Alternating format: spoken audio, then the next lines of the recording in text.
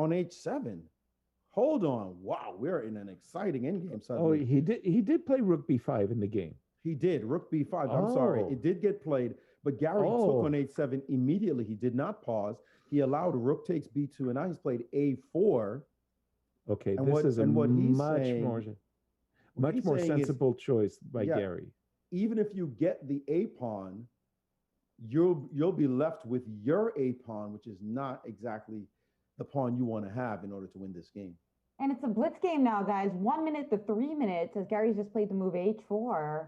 This is After looking very. a5, This is h4. looking really drawn, actually. h4, But wait, Oh, wait. we've got H. rook Yeah, b4. We've got h4 is rook b4 though. Hold on. rook What? b4 cutting off the rook. king, so the king doesn't get counterplay with king f4, king g5.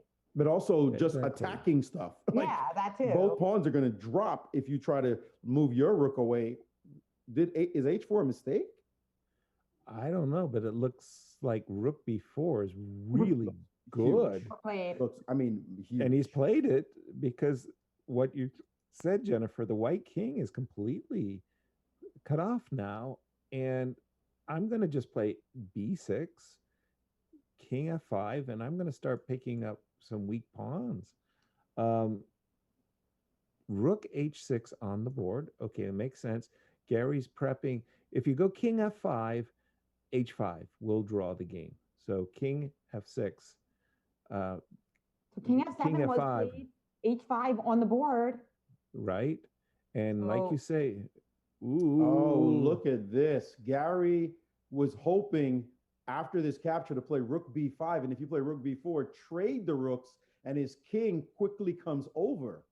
That's what he was hoping for. That line, well, we're seeing it differently now. If you go back one move, Yeah, Yaz, you're right. Yes.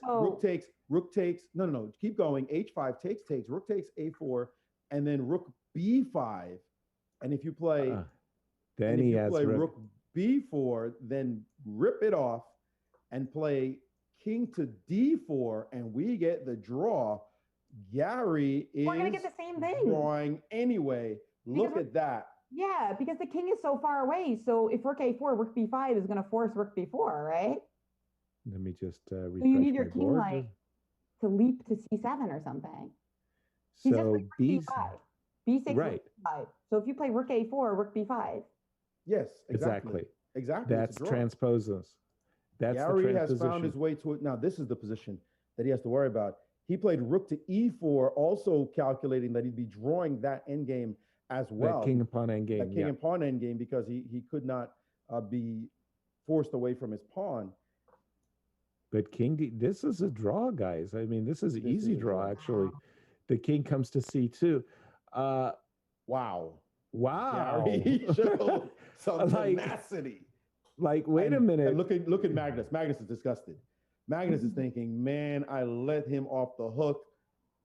You called Magnus a legend, by the way. You've used this word twice, the legends. Magnus is quite young and still playing, but he is indeed going to go down as one of the greatest players ever. But the chance to defeat Gary has come up short. Yes.